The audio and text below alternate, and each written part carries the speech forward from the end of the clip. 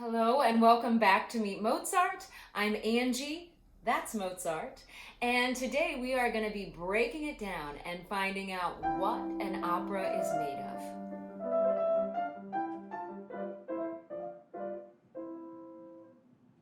So now on to the music of the show.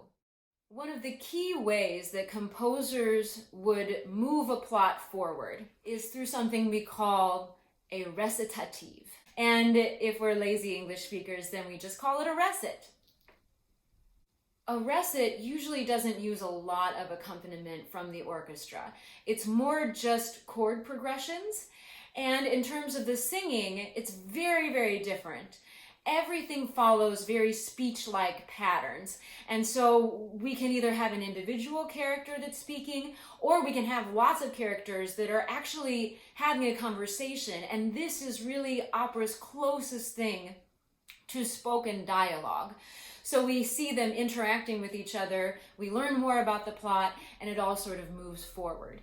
But to really get to know a recit, you just have to hear it. So this recit is from the first act of Mozart's Le Nozze di Figaro. And so far in the opera, we know that Figaro is supposed to marry Susanna, and they are looking at the bedroom that they're supposed to get for after they're married. And Figaro's talking about how it's so conveniently located because I am the manservant for the Count and you are the maidservant for the Countess, and we're so conveniently located between their two bedrooms, and boy, isn't that handy.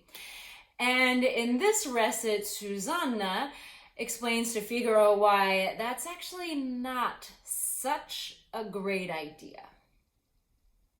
Due to a lack of cast, I will be playing both Figaro and Susanna, so enjoy a little bit of my recitative adventure.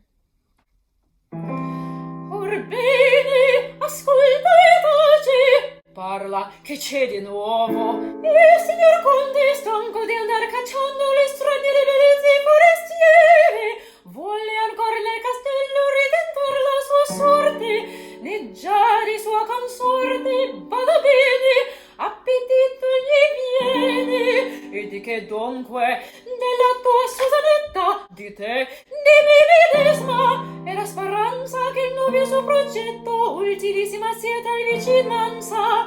Bravo, tiriamo avanti, queste le grazie sono, questa la cura che li prendi di te, della tua sposa. Oh, guarda un po' che carità peloso, chiedati, or vieni il legno. Don Basilio, mi maestro di canto e suo faculum, nelle lezioni mi ripete ogni di queste canzoni. Basilio, o birbante, e tu credevi che fosse la mia dote in merito del tuo bel muso? Me n'era lusingato, e la destina per ottener da me certe mezz'ore che io diritto a fidarli, come nei feudi suoi non ha il conte abolito, e ben ora è pentito, e par che tenti riscattarlo da me. Bravo, mi piace che caro signor conte ci vogliam divertir. Trovate, avete, chi suona la contessa. Addio, addio, Figaro bello, coraggio mio tesoro, e tu cervello. And from there, the recit continues with Figaro on his own because Susanna has gone off to sea to the Countess, and Mozart starts to layer in a bit more of the orchestra, which very geniusly leads us into our next topic, the aria. An aria really gives us the opportunity to get to know how a character is feeling about something that's just happened. So for example, from our little Le Nozze bit here, Figaro has just learned that the Count wants to spend some alone time with his betrothed. So his next aria starts, Se vuol ballare, signor Contino. If you want to dance, Mr. Count. And we get to learn, not surprisingly, that Figaro is pretty upset by that scenario.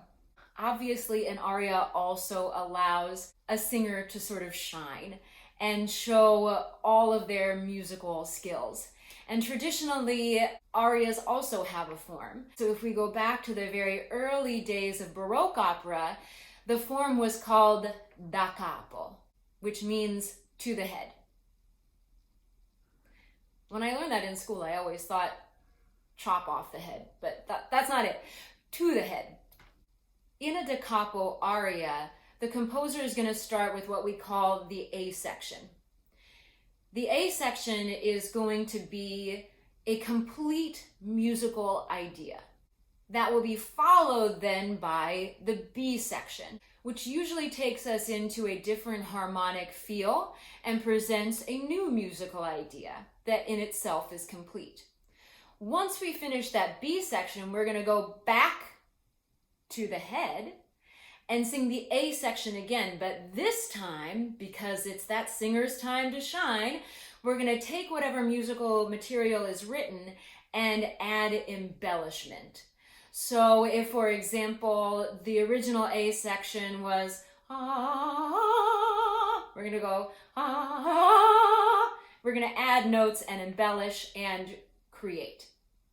Another form of the aria that was really popular during the bel canto style of composers like Rossini and Donizetti was the form they called Cavatina and Cabaletta. Cavatina, Cabaletta.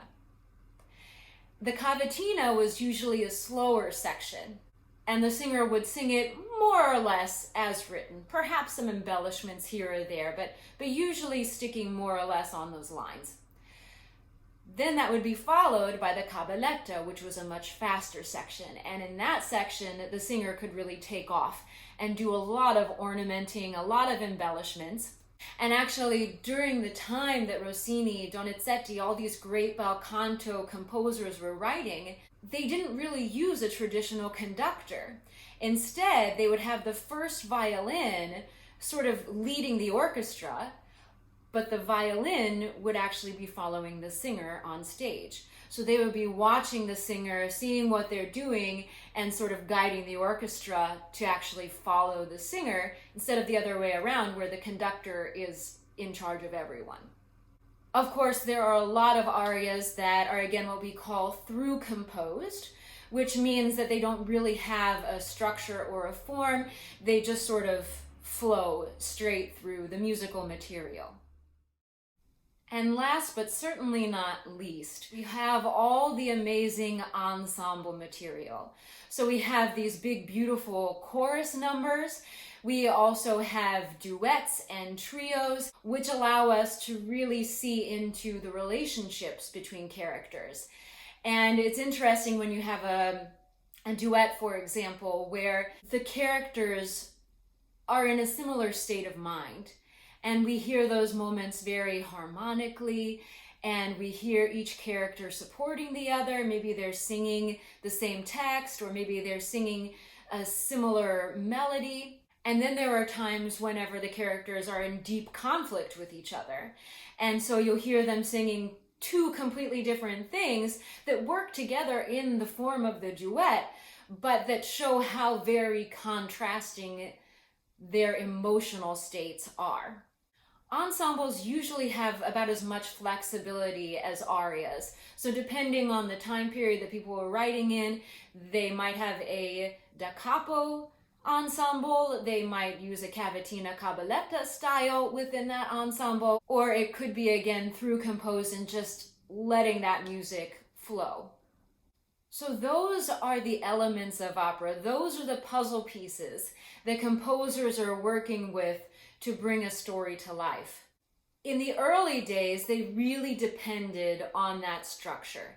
So for example, with Mozart, you hear very clearly, here's a recit, here's an aria, followed by a recit, then we've got a duet, and it's very, very, very structured. But as in all art forms, as we progress, as we try new things, the tendency is always to break down structure. And so in a modern opera, you wouldn't even hear a recit. They actually don't even really write them anymore. They go directly from duet to aria to trio, and the music that underlies it all is so smooth in its transitions that you may not even realize that you're hearing an aria until you check in and realize it's been a couple minutes and no one else but this one person is singing. And so by smoothing out the transitions, the composers allow us as the audience to watch this story unfold in this really seamless way, just like it would happen in life. All right, so that's what opera is made of. Thank you guys so much for watching. I hope you enjoyed it. If you did, please be sure to like, subscribe, comment, push all the fun buttons. And of course, we always want to keep that conversation going. So if you have any questions or thoughts, please go ahead and share them in the comments. I'd be glad to address them or even make a video on them if it makes sense. And we will see you next time. Bye. We have these huge chorus moments. There are also lots of duets, trios, quartets, quintets, sextets. A lot of tets.